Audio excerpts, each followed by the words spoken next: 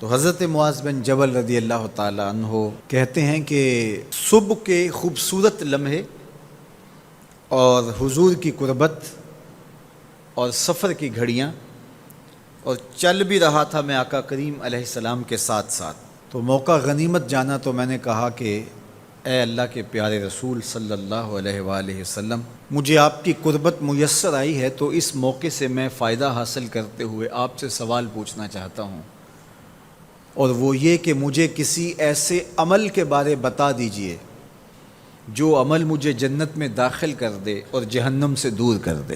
تو حضور علیہ السلام نے اس سوال پر ان کی تحسین فرمایا تو نے بہت بڑا سوال کیا ہے، اس کا جو جواب ہے کہ جنت نصیب ہو اور مجھے جہنم سے نجات ملے تو یہ اتنا آسان کام نہیں ہے، یہ بڑا مشکل کام ہے، لیکن جس پر اللہ آسان کر دے اس کے لیے مشکل نہیں ہے۔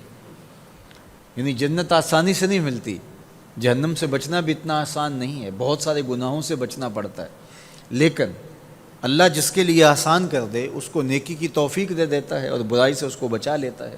اگر تو چاہے کہ جنت میں جائے اور جہنم سے نجات ملے تو تمہیں اللہ پر ایمان بھی لانا پڑے گا، اور ایسا ایمان جس میں شرک کی آمیزش تک نہ ہو، اسی کی عبادت تیری زندگی کا مقصود ہو، اور نماز بھی ادا کرنا ہوگی، زکوٰۃ بھی دینا ہوگی، روزے بھی رکھنے پڑیں گے، اور تجھے حج بھی کرنا پڑے گا۔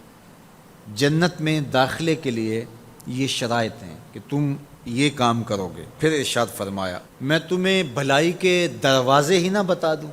ارشاد فرمایا الصوم جنہ، روزہ ڈھال ہے۔ ڈھال آپ سمجھتے ہیں، اگر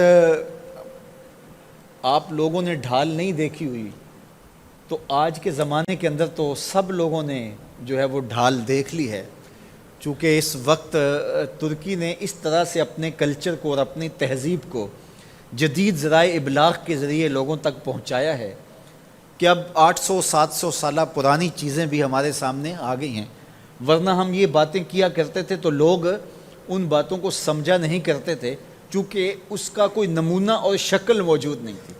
جب دشمن تیر پھینکے تو تیر سے بچنے کے لیے وہ لوہے کا پترا جو آگے کر دیا جاتا ہے، جو تیر کو اپنے اوپر روک لیتا ہے، اس کو عربی میں جنہ اور اردو میں ڈھال کہا جاتا ہے۔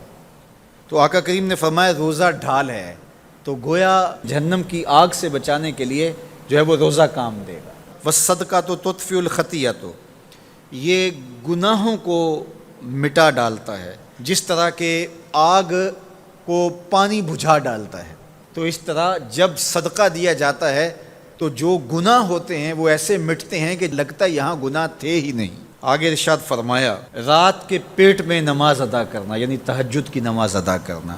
پھر حضور علیہ الصلوۃ والسلام نے یہ آیت پڑھی تتجافی جنوبہم عن المضاجع، ان کی کروٹیں بستروں سے الگ رہتی ہیں، خوف اور طمع میں وہ اللہ کو پکارتے ہیں اور وہ رات کو جاگتے ہیں، ان کی کروٹیں بستروں سے الگ رہتی ہیں، حتی بلغ یعملون، یہ آیت پڑھتے ہوئے آخر تک حضور نے تلاوت فرمائی۔ تو فرمایا جس طرح صدقہ آگ کو بجھا دیتا ہے، اس طرح پچھلے پہر کی نماز، تہجد کے سجدے بھی اللہ جل شانہ کے غصے کو ختم کر دیتے ہیں اور جہنم کی آگ کو مٹا ڈالتے ہیں۔ پھر حضور نے ارشاد فرمایا کہ میں تمام امور کی جڑ نہ بتا دوں کیا ہے، جتنے بھی معاملے ہیں اس کی جڑ ہی نہ بتا دوں۔ میں نے جھولی پھیلا کے کہا حضور کیوں نہیں، خیرات ڈالی ہے، تو حضور نے ارشاد فرمایا راس الامر الاسلام، سارے امور کی جڑ اور بنیاد، سر اسلام ہے۔ اگر اسلام ہے تو عمل قابل قبول ہے، اور اگر اسلام ہی نہیں ہے تو پھر جتنے مرضی نیک عمل کرتے رہیں، جتنا مرضی پانی ڈالیں، جتنی مرضی کھاد ڈالیں، تو اگر جڑ ہی نیچے سے کٹی ہوئی ہے تو درخت ہو پائے گا؟ کبھی بھی نہیں ہو پائے گا۔ تو کہا جڑ اسلام ہے، اس لیے عقیدے کی صحت عمل کی قبولیت کی ضمانت ہے۔ تو تمام امور کی جڑ اور بنیاد اور سرا اسلام ہے، اور اس کا ستون نماز ہے۔ اور صحابہ نماز کے جس طرح پابند رخوگر تھے، تو وہ تاریخ کی روایات آپ دیکھ سکتے ہیں، آپ کو ایک صحابی بھی بے نماز نہیں ملے گا۔ وَذِرْوَةُ صَنَامِهِ الجہاد، اور کوہان کی بلندی، چوٹی اسلام کی، وہ جہاد ہے۔ جہاد سے اسلام کو سربلند کیا جا سکتا ہے۔ اسلام کا چھٹا رکن ہے جہاد، اور ہمیں جہاد کی ترغیب بھی دی گئی، اور قیامت تک یہ جہاد جاری بھی رہے گا اور کبھی بھی ختم ہونے کا نہیں ہے۔ ہاں اس کے اصول و ضوابط ہمیں دیے گئے، جہاد کے نام سے فساد فی الارض نہ کیا جائے، لیکن جہاد کا انکار اسلام کا انکار ہے۔ یہ اسلام کی چوٹی ہے، ذروۃ و سنام کہا گیا، یہ کوہان کی بلندی ہے۔ تو حضور علیہ السلام نے آخر میں فرمایا کہ میں تمہیں سارے معاملات کی جڑ ہی نہ بتا دوں، خلاصہ ہی نہ بیان کر دوں؟ قلت بلا یا نبی اللہ، میں نے کہا اے اللہ کے نبی کیوں نہیں؟ فاخذ بلسانہ، حضور نے اپنی مبارک زبان کو پکڑا، فقال، اور فرمایا، کف علیک ھذا، کہا اس کو روک لے، اس کو کنٹرول کر لے۔ تو کہتے ہیں میں نے کہا اے اللہ کے پیارے محبوب صلی اللہ علیہ وسلم، جو ہم باتیں کرتے ہیں اس سے بھی مواخذہ ہوگا؟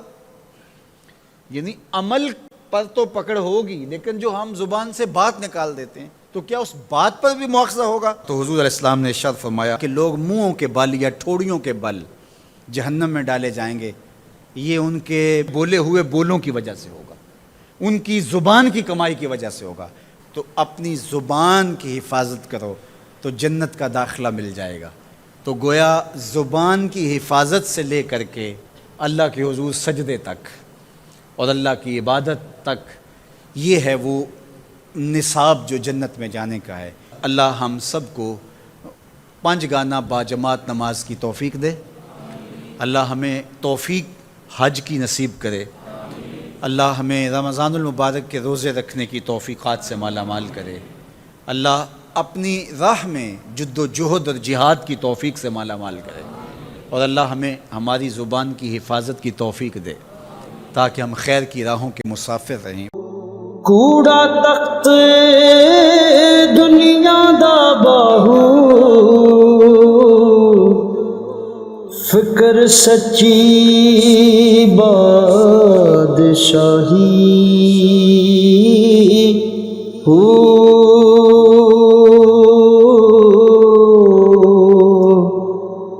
جس دل سے اللہ دا چمکے،